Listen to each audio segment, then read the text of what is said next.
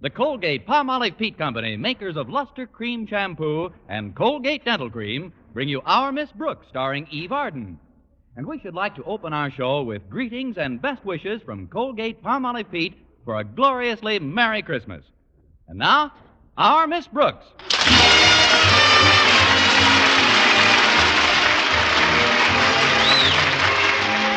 Yes, it's time once again for another comedy episode of Our Miss Brooks, under the direction of Al Lewis. Well, many of us are spending this Christmas Eve with our families and friends. But our Miss Brooks, who teaches English at Madison High School, isn't quite so fortunate. No, my family was too far away to visit, and it seems my friends had other plans. But I made up my mind not to brood about it, and I was trimming a rather tiny tree in our living room when Mrs. Davis, my landlady, joined me. That's quite a nice Christmas tree, Connie. It isn't really a Christmas tree, Mrs. Davis. It's called a friendship tree. You see, I trim it by putting all my greeting cards on the branches with strips of cellophane tape. Looks nice, doesn't it? Yes, it does. You certainly received some pretty cards this year. And the sentiments are so lovely. Look at this one I got from my principal. Mr. Conklin, what does it say, dear? It's very heartwarming, Mrs. Davis. It says, "To Miss Brooks, may the coming year bring you much more efficiency in your work." Signed, O. Conklin.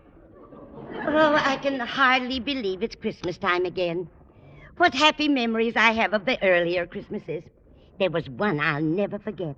I was just 8 years old, and when I tiptoed into the living room, there was my father standing by the tree. The minute he saw me, his eyes crinkled up, and he started to laugh, so that his big white beard and its huge paunch just shook with glee. Your father was made up as Santa Claus? No, he always looked that way. But to get back to the present, Connie, I'd love to stay here and celebrate Christmas Eve with you, but I promised my sister Angela I'd come over to her place. You remember Angela, the absent-minded one? Oh, certainly, Mrs. Davis. She always got a big thrill out of the holidays, too, even when we were girls. Of course, the poor dear could never remember when it was actually Christmas. And one Christmas Day, she did the funniest thing. What was that, Mrs. Davis? What's what, dear? What did Angela do? Angela? Your sister. My sister. The absent-minded one. What did she do? Well, I haven't spoken to Angela in some time. What has she been up to?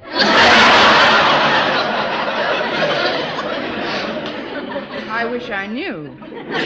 Maybe I can refresh your memory. Christmas morning, Angela did the funniest thing. Christmas morning isn't until tomorrow, Connie. You must be confused. Oh, don't worry about it. I only get these spells once in a while. Well, you shouldn't let it go, Connie. If you don't mind my offering a little advice, I'd like to suggest that you train your mind to concentrate more. I'll do it, Mrs. Davis. Now then, I've developed a little scheme which works wonders for me. Supposing you have trouble remembering where you put things around the house. Well, you just keep repeating the location to yourself with a sort of rhythm. For example, I just chant to myself, the mustard's in the closet, the bread is in the box. The mustard's in the closet, the bread is in the box. Now, isn't that simple? Mustard's in the closet, bread is in the box. That's wonderful, Mrs. Davis. If anybody wants a mustard sandwich, you're really ready. Yes. Now, before I do anything else, I want to invite you to join me tonight. Join you? Yes, dear. I'm going over to Angela's house. Oh, yes, that's right. Oh, she's so cute with that little absent mind of hers. Why, sometimes she forgets what she was talking about right in the middle of a... Oh, dear me, I hope there's enough milk for the cat. Well, I'm sure if we... But then maybe someday. Or if it doesn't seem to... And that's why I can't join you tonight. But thanks anyway, Mrs. Davis. I'll just spend a quiet evening at home here. But how about Mr. Boynton? Don't tell me he was too shy to ask you for a date on Christmas Eve. Why do you think there's mistletoe on all four walls? No, Mr. Boynton asked me all right, but then he canceled yesterday. Said he's going upstate to visit his folks for a couple of days. But don't worry about me, Mrs. Davis. I'll have a gay time. I'll listen to the radio, read, And from this window, I can see our neighbor's television antenna. But what about the little gifts you got for Walter Denton and Mr. and Mrs. Conklin and Harriet? When are you going to deliver them? They told me not to bother. They said we'd exchange on the 26th. The 26th? But I don't think the day after Christmas is the time to exchange gifts. You don't? You should see the department stores. What's that, Mrs. Davis? Oh, it's Minerva. Where are you, dear?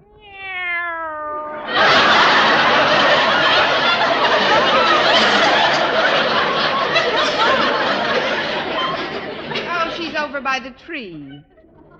Here, Rover. Minerva. Isn't it the strangest thing how she bites at the pine needles? I guess the rosin in them appeals to her. I'd swear she likes the taste of it. I guess to her it's like a Tom and Jerry, or rather a Minnie and a Mickey. Come here, Minerva. We might as well get friendly. We're going to spend the evening together. Well, I'll be running along now, dear. I hope you won't feel too lonely. I'll be fine, Mrs. Davis. After all, I do have an imagination. I'll hang up my stocking in a little while. Then, when I'm pretending I'm asleep, I'll sneak in and fill it. Before you know it, it'll be midnight. Midnight of Christmas Eve. I can just picture it. A short, thin man in a black suit comes sliding down the chimney with an empty bag. St. Penniless, the schoolteacher Santa Claus. Well, at least you're not bitter. Now, Connie, about my sister, Angela. Thank you, dear. About my sister Angela. Yes? Good night, Dorothy. Good night, Bernice.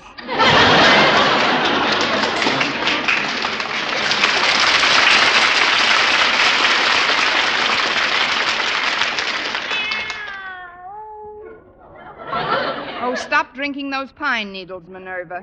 Come over here. That's a good kitty. Now I'll just settle down in Mrs. Davis's rocker, and we'll have ourselves a nice, quiet rock.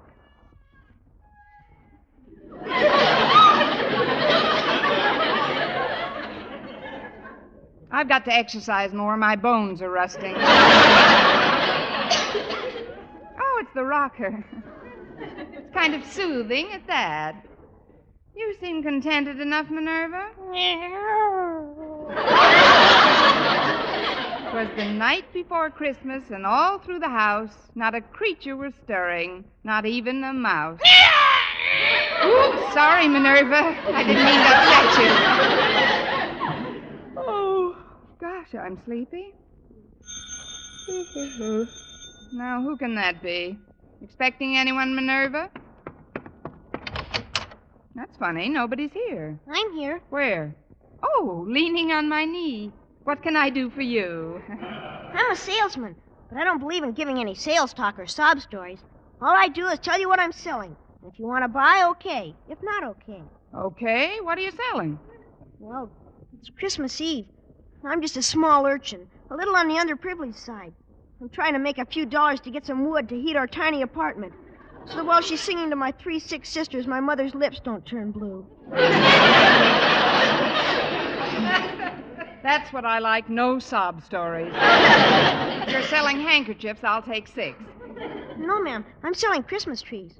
They're only $1 apiece. Oh, I've already got a tree. Then I'll make it 50 cents. But I don't need How a about tree. a quarter? Look, little boy. I can arrange payments. Please take one, ma'am. These aren't ordinary trees, you know. They're magic. Magic? Yes, ma'am. You'd be surprised what miracles will happen if you buy one. Well, a quarter isn't too much to pay for a miracle. It's 50 cents. I thought you said 25. That's when you sounded tougher to sell. Oh, well, before I melt down to my coal buttons and the stovepipe hat, here's 50 cents. You won't be sorry, ma'am. Here's a little tree. Say, it's kind of cute at that. Would you like to come in and help me set it up? Oh, I can't. I gotta get right home. My sitter's been alone long enough. Sitter? What about your mother and the firewood? That's just a routine. My folks are attending a dinner the other bank presidents are giving for Father. With the pitch you've got, you'll have your own bank by the time you're 12. Thanks a lot. Good night, lady, and Merry Christmas. Same to you, you little underprivileged millionaire. I'll put this tree over here. Maybe we can find some extra trimmings for it in the morning. Minerva, will you stop gnawing on those pine needles? I wish I knew what made them so appetizing to her. Oh.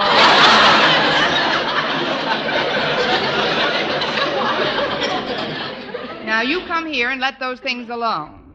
There we are. Well, I guess I'm not the only one that's spending Christmas Eve alone, without family or friends. But who can tell? Maybe Santa Claus has something up his big red sleeve that I don't even know about yet. Of course, I do have a squeaky rocker and Minerva. Jingle bells, and merry, stuff like that. Oh, what fun it is to rock with a big, fat, drunken cat.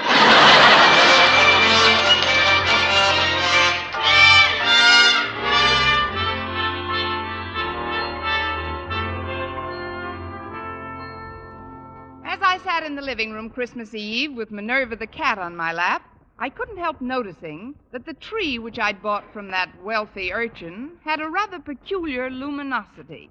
Although there wasn't any artificial illumination, it seemed to glow from deep down in its branches. As I rocked back and forth, I started to get very drowsy. Oh, the little boy said this tree was magic, Minerva. I don't believe it either.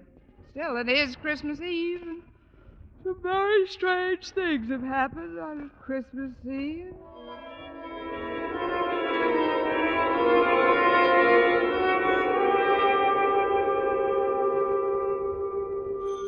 Huh? What's that? Oh. I must have been dozing. Coming!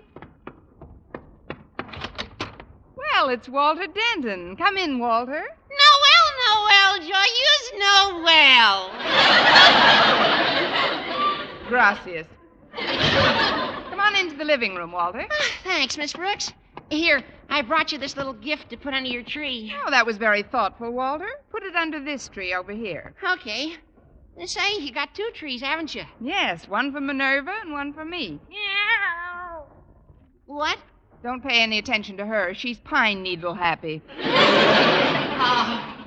Well, Miss Brooks, as you know, I was supposed to spend the evening nestled snugly in the tight little confines of my own small, immediate family circle. For heaven's sakes, come out of there. You're giving me claustrophobia. But I went to my father and mother and crowed their permission. Wait a minute, Walter.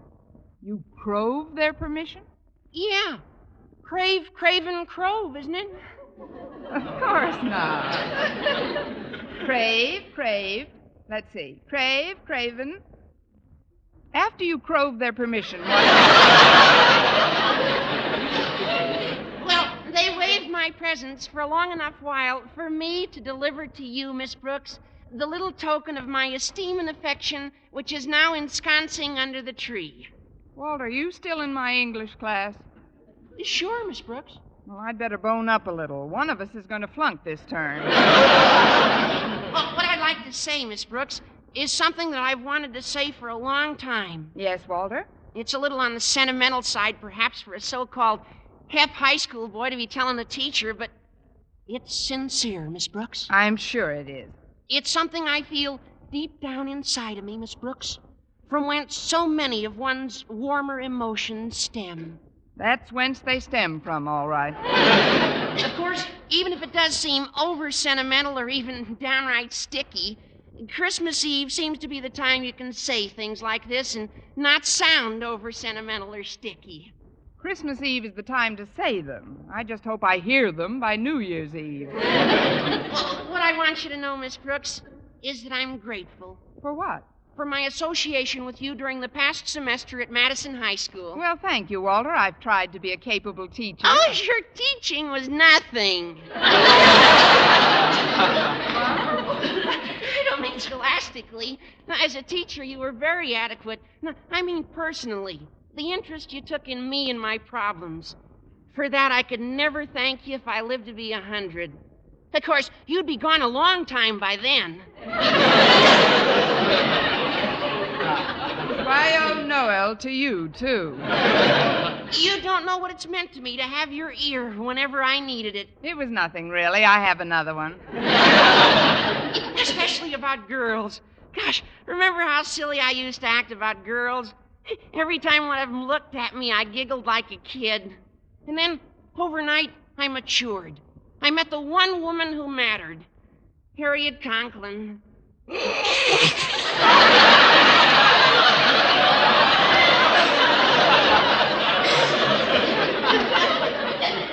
She certainly made something out of you, Walter. I don't know what, but something. And you saw me through the difficult transition period of that amour as well, while Harriet and I were adjusting to one another. It was wonderful to be able to come to you for advice, Miss Brooks. It isn't every boy who has such an interest taken in him by some intelligent, elderly person. Give me back my ear. I can't hear you. Not that you're ancient or anything. Gosh, I've seen girls who don't look as good as you do. Girls? What do you think I am? Shut up, Minerva. By the way, Miss Brooks, I see you got lots of mistletoe on the walls. Were you expecting Mr. Boynton tonight? Yes, Walter, I was. We were going for a wheelchair ride together. But he had to visit his folks upstate. His folks? Gosh, they must be well along in years. His father's over 50. They may shoot him next spring. Look, Walter, while you're here, you might as well pick up the little gift I got for you. Oh, but you shouldn't have, Miss Brooks. Where is it? Under the tree on your right. It isn't much, just a remembrance. Gee, I almost forgot. I can't open it yet. Why not? Oh, you mean you want to put it under your tree at home and open it with your family? Not exactly, but I'll get it later, Miss Brooks. There they are now. I'll answer it. There who are now? Come on in, folks. She was all alone when I got here. It's really a surprise, isn't it? We should have stayed home Christmas Eve. Besides, it's freezing out. Now, Osgood, don't be so grouchy. Hello, Miss Brooks. Merry Christmas. Why, it's Mr. and Mrs. Conklin and Harriet. How are you all? I'm cold. Oh, that's too bad. Come here, Minerva. Rub up against Mr. Conklin. What's that? Go away, cat. She seems to like you, Osgood. Or is she hungry, Miss Brooks? She's not that hungry. I don't like cats. Why doesn't she go chase a mouse or something? You forget, Mr. Conklin. This is Christmas Eve. There isn't one stirring. Say, Harriet. Yes, Walter? There's a lot of mistletoe around this room. I know. It's real pretty. Osgood, notice all the mistletoe in this room? What? Oh, that green stuff. More often than not, it makes me sneeze. Oh, come on, Osgood. Let's see if it does. Oh, now, Martha, don't embarrass me. I don't like that. It doesn't make you sneeze, does it, Harriet? I'm willing to find out. Here's a nice wreath of it on this wall. Yeah. Well, here we are. Yes, here we are.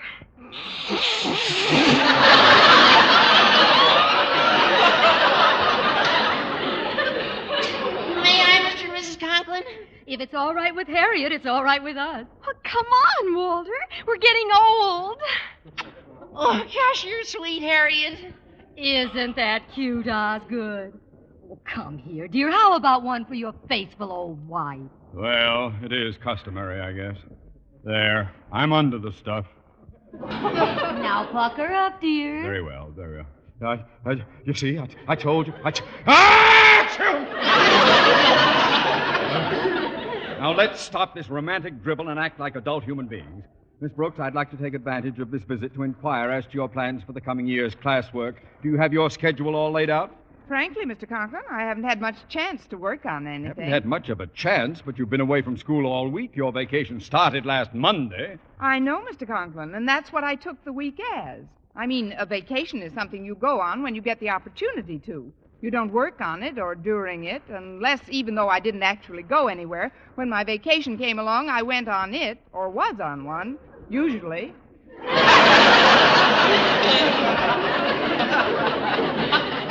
And you wanted to be the head of the English department.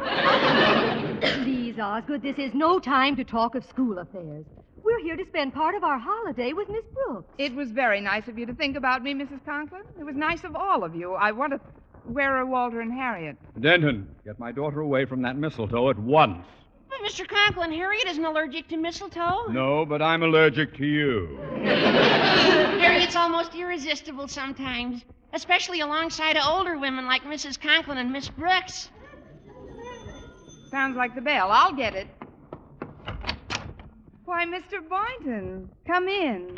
Sure, thanks, Miss Brooks. But I thought you were going upstate to see your folks. I was, but they sent me a wire that they wanted to come here for about a week or so. They'll arrive in the morning, so I thought I'd drop this little gift off for you tonight. Oh, but you shouldn't have. Where is it?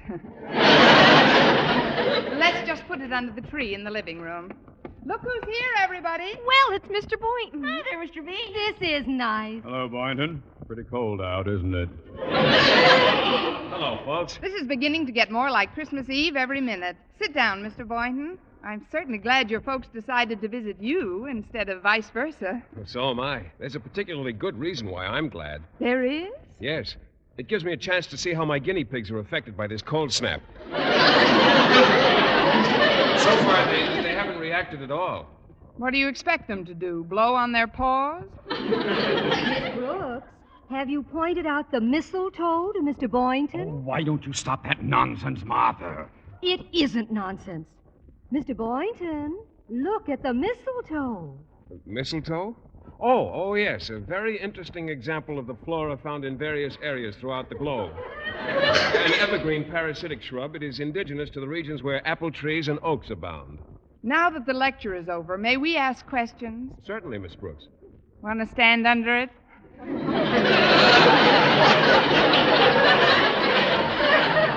Stand under it? Well, you see, because of certain characteristics in its makeup, an allergy is sometimes aggravated by its presence. I'll take a chance if you will. Come on, Mr. Boynton. Yeah, come on, Mr. Boynton. Just bring him over to this wall here. Well, I'll get under it if you like. Well, don't just stand there. Can't you see Miss Brooks is cooking? Well, don't fuss for me. I couldn't eat a thing.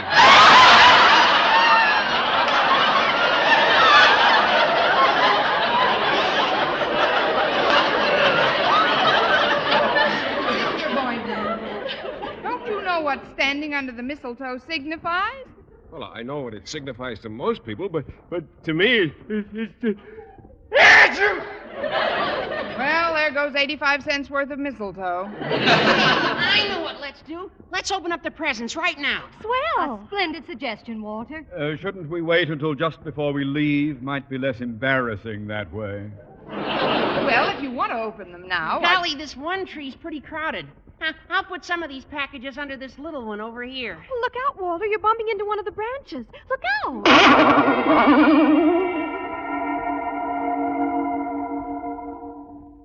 Gosh, I got the funniest feeling when I touched that branch. What kind of a feeling, Walter? Well, you're Harriet Conklin, aren't you? Well, sure, I'm Harriet Conklin. Walter, what's the matter with you? Nothing's the matter with me. It's just that I want to tell you something. Harriet, you've got to change. You ought to try to be more like Miss Brooks.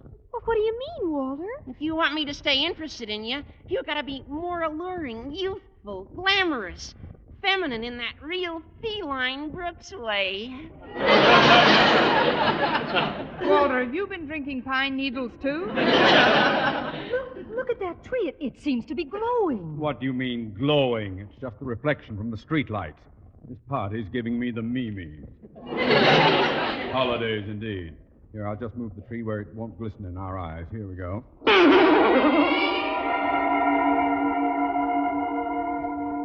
Ho, ho, ho!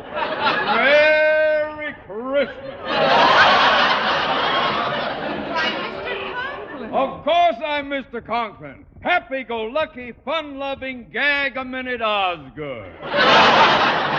Gag a minute, Osgood. Sometimes I've wanted to. Miss Brooks, is that really you standing there? I think so, Mr. Conklin. Why do you ask? Because you suddenly look so different, so intelligent. Miss Brooks, I have made up my mind. You are now head of the Madison High English Department. Ha, ha, ha, ha! Well, thank you, fun-loving Osgood. I'm going to put this wonderful tree where it belongs, right in the center of the room. Give me a hand, Boynton. Yes, sir, Mr. Conklin. I'll just take this end here and...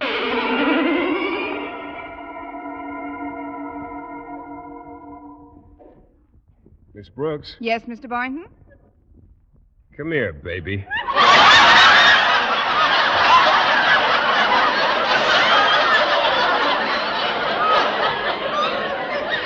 What? I said, come here, Connie. You did not. You said, come here, baby, and I'm here. Hey, look! He's taking her over to the mistletoe. Isn't it wonderful? What are you going to do, Mr. Boynton? Just call me Phil, Connie. And this is what I'm going to do.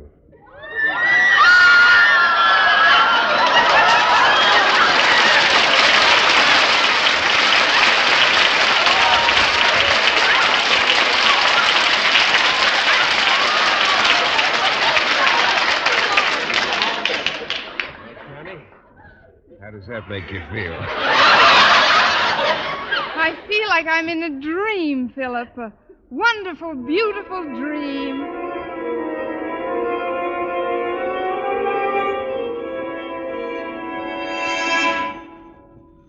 Mr. Boynton.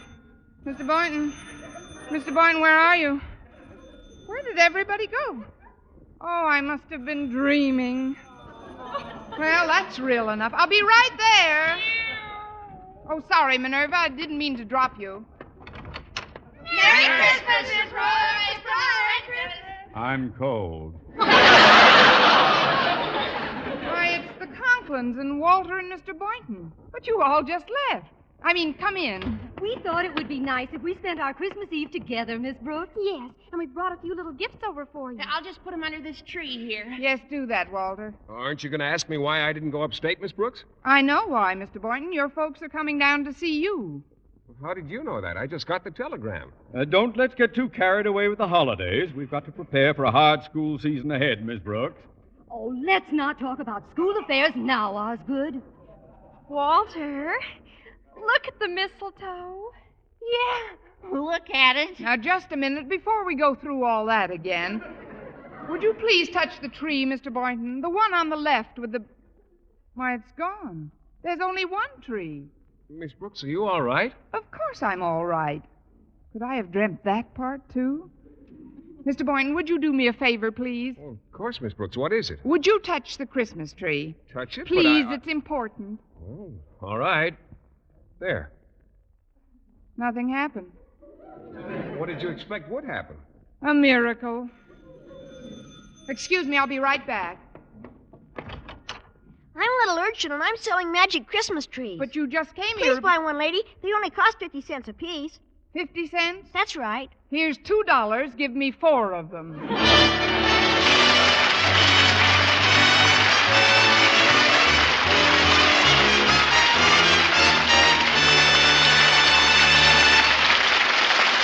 And now, once again, here is Eve Arden.